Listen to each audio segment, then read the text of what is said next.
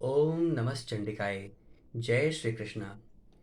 नमस्कार दोस्तों, मैं आचार्य नीरज ज्योतिष धर्म मंत्र योग और विज्ञान के भाग 25 में आप सबका बहुत बहुत स्वागत करता हूं।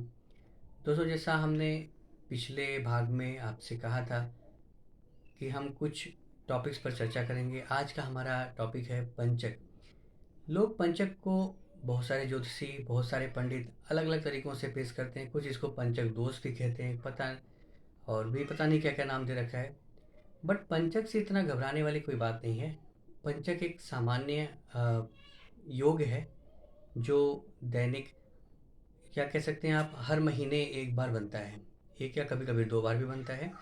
इसमें चंद्रमा की गोचर स्थिति के अनुसार इसका निर्णय किया जाता है कि कब चंद्रमा का गोचर कुंभ और मीन राशि में होगा, तो वो पंचक कहलाते हैं।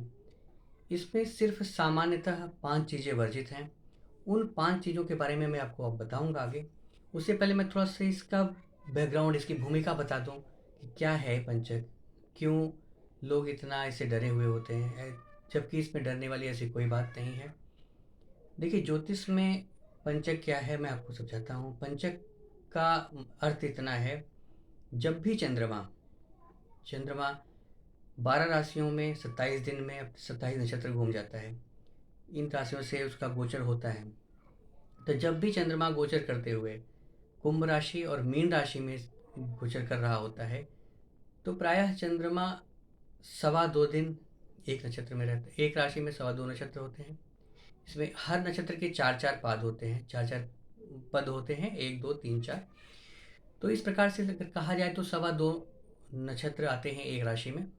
चंद्रमा लगभग 2.25 दिन एक राशि में रहता है। तो इस अनुसार से जब वो 2.25 दिन आपका मूव करता है कुंभ से फिर मीन में, तो लगभग 5 दिन का ये पंचक कहलाता है। और इस पंचक में का क्या कारण है, क्यों इसको इतना मान्यता दी गई है। वास्तव में पंचक एक योग है।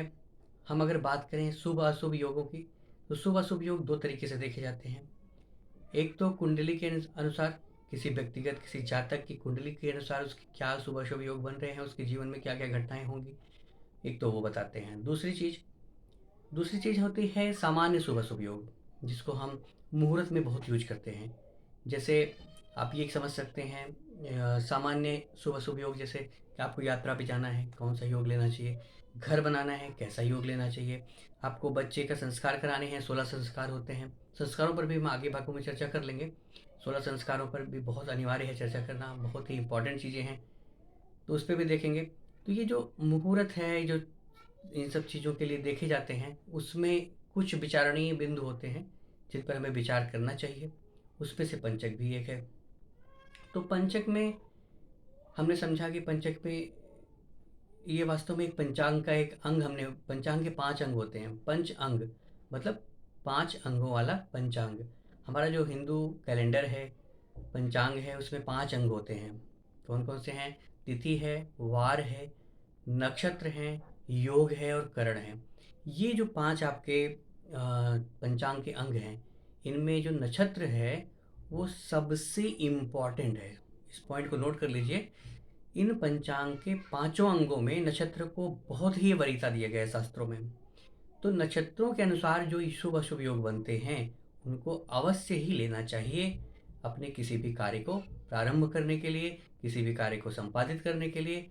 इन नक्षत्रों की गणना जरूरी होती है। किसी भी ज्योतिषी से, किसी भी विद्वान पंडित से इसको अवश्य चर्चा कर लें, उसके बाद ही आप अपने कार्य को प्रारंभ करें। तो पंचक में ऐसा कुछ भी नहीं है कि कौन सा कार्य मतलब शुभ नहीं करना चाहिए। सिर्फ इसमें कुछ कार्य वर्जित किए गए हैं, क्योंकि चंद्रमा उस समय वायु और जल तत्व की राशियों से गुजर रहा होता है। तो उस समय हमें कुछ काम नहीं करने चाहिए। पंचक में, शास्त्रों में 5 कामों को निषेध बताया गया है। सर्वप्रथम आता है दाह संस्कार। यदि किसी की मृत्यु पंचक काल में हो जाए, यानी जब चंद्रमा गोचर कर रहा हो उन 5 नक्षत्रों से, वे 5 नक्षत्र हैं आपके घनिष्ठा, सतमिसा, पूर्वा भाद्रपद, उत्तरा भाद्रपद और रेवती। ये कुंभ और मीन राशि के नक्षत्र हैं। इनमें से जब चंद्रमा विचरण करता है तो पंचक होता है, हम आपको बता चुके हैं। तो जब इन नक्षत्रों से गोचर कर रहा हो उस समय किसी व्यक्ति की मृत्यु हो जाए तो वो पंचक में मरा हुआ माना जाता है, और पंचक में सबसे पहले दाह संस्कार मना है, वर्जित है। तो फिर करें क्या? शास्त्रों का शास्त्रों में इसका उपचार बताया गया है कि पंचक में मरे हुए व्यक्ति की अंतिम संस्कार करने के लिए उसमें थोड़ी सी क्रियाविधि बढ़ानी पड़ती है। 5 पुतले बना के उनका दाह संस्कार किया जाता है। तो एक पंचक शांति उपाय है जिसको पंचक शांति उपाय कहते हैं। अगर ये उपाय ना किया जाए तो ऐसी मान्यता है कि उस परिवार में या रिश्तेदारी में, आस पड़ोस में 5 लोगों की मृत्यु हो जाती है यदि पंचक में मरे हुए व्यक्ति के अंतिम संस्कार में पंचक शांति का कार्य ना किया जाए। दूसरा, दक्षिण दिशा की यात्रा। दोस्तों, जब भी पंचक योग हो तो 5 दिन अगर आप अवॉइड कर सकते हैं तो अगर साउथ की डायरेक्शन में आपको यात्रा करनी है तो 5 दिन के लिए ना करें। तीसरा है, छत नहीं डालनी चाहिए। दोस्तों, अगर आपके घर की लेंटर हो रही है, घर पे छत पड़ रही है, तो अगर आप वर्जित कर सकते हैं तो 5 दिन उसको रोक दीजिए। इसके अलावा लकड़ी का काम, लकड़ी और तिनके, ये सब चीज़ों को इकट्ठा नहीं करना चाहिए। घास फूस, ये सारी चीज़ें ये नहीं लेनी चाहिए, नहीं खरीदनी चाहिए।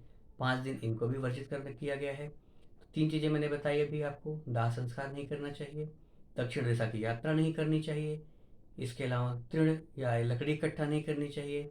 चौथा हमने बताया, छत नहीं डालनी चाहिए। और पांचवा एक इम्पॉर्टेंट है, चारपाई नहीं बुननी चाहिए। देखिए, चारपाई का प्रचलन थोड़ा कम होता जा रहा है, आजकल लोग बेड बिस्तर लेते हैं।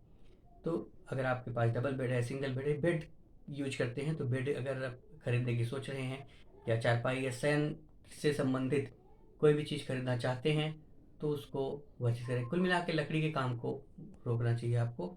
इन 5 दिनों तक नहीं करें तो ज़्यादा बेटर है। तो पंचक ऐसा कुछ भी नहीं है जिसमें इतना डरने की बात है, कुछ नहीं है। पंचक सिर्फ 2 चंद्रमा की 2 राशियों से गोचर है जो 5 नक्षत्रों से गुजरता है। इनकी वजह से ये 5 चीज़ें शास्त्रों में वर्जित की गई हैं और इन 5 चीज़ों को आपको ध्यान में रखना चाहिए। दोस्तों, इसी के साथ हम पंचक पर चर्चा समाप्त करेंगे। अगले भाग में हम पंचांग के और भी शुभ अशुभ योगों पर चर्चा करेंगे। मिलेंगे अगले भाग 26 में एक नए टॉपिक के साथ, सत्य जानकारी आपके लिए इकट्ठा करते हुए, आपको अपने सनातन धर्म से, अपने ज्योतिष की सच्चाई आईना दिखाते हुए और भ्रम से दूर करने की कोशिश रहेगी हमारी जारी।